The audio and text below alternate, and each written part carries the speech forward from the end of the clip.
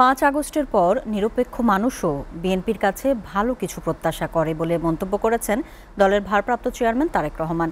তিনি বলেন, সেই প্রত্যাশা পূরণে সংগঠনের মধ্যে গণতন্ত্রের চর্চা বাড়াতে হবে। ড্যাবের জাতীয় কাউন্সিলে ভার্চুয়ালি যুক্ত হয়ে এসব কথা বলেন তারেক রহমান। এ সময় তারেক রহমানকে দেশের ভবিষ্যৎ প্রধানমন্ত্রী হিসেবে আখ্যা দেন বিএনপি মহাসচিব মির্জা ফখরুল ইসলাম আলমগীর। দেখুন আব্দুল হাদের প্রতিবেদন। রাজধানীর সিডাপে বাংলাদেশের প্রেক্ষাপটে আদিবাসী ক্ষুদ্র নিগোষ্ঠী প্রসঙ্গ ও জাতীয় নিরাপত্তা ভাবনা সেমিনার অনুষ্ঠিত হয়। ধন্যবাদ এবং কৃতজ্ঞতা জানাচ্ছি।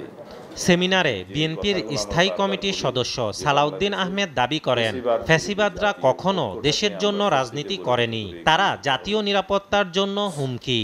পতিত ফ্যাসিস্ট শক্তিটা বাংলাদেশের জন্য, সেই ফ্যাসিস্ট শক্তি বাংলাদেশের জন্য ন্যাশনাল সিকিউরিটি থ্রেট। তারা বাংলাদেশের কোনো রাজনৈতিক দল ছিল না, তারা বাংলাদেশে কোনোদিন বাংলাদেশিদের জন্য রাজনীতি করেনি। তাদের গোড়া আর এক জায়গায়, তারা মরিয়া প্রমাণ করিল তাহাদের গোড়া কোন জায়গায়। এর আগে ড্যাবের জাতীয় কাউন্সিলে বিএনপি মহাসচিব মির্জা ফখরুল ইসলাম আলমগীর বলেন, শুধু মানুষের ভোটের অধিকার নয়, অন্ন, বস্ত্র, বাসস্থানের অধিকারও নিশ্চিত করতে হবে।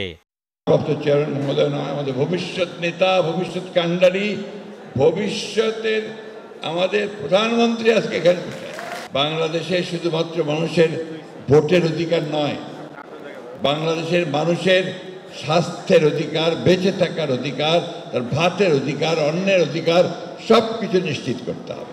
আর ভার্চুয়ালি যুক্ত হয়ে জুলাই চেতনার আশা আকাঙ্ক্ষা পূরণে সকলের সহযোগিতা প্রত্যাশা করেন বিএনপির ভারপ্রাপ্ত চেয়ারম্যান তারেক রহমান।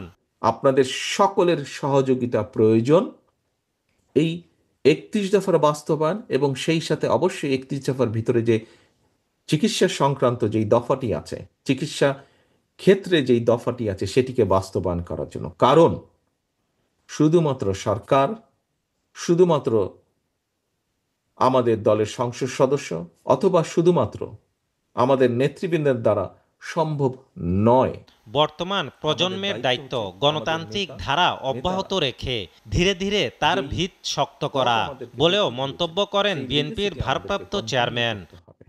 গণতন্ত্রের ভিতকে ধীরে ধীরে আমাদেরকে মজবুত করে গড়ে তুলতে হবে। সেটি বাংলাদেশের সকল পর্যায়, স্থানীয় সরকার পর্যায় থেকে শুরু করে জাতীয় পর্যায় পর্যন্ত, এবং অবশ্যই দলের ভেতরে সকল পর্যায়ে, সকল ইউনিট পর্যায়ে পর্যায়ক্রমিকভাবে আমাদেরকে চেষ্টা করে গড়ে তুলতে হবে।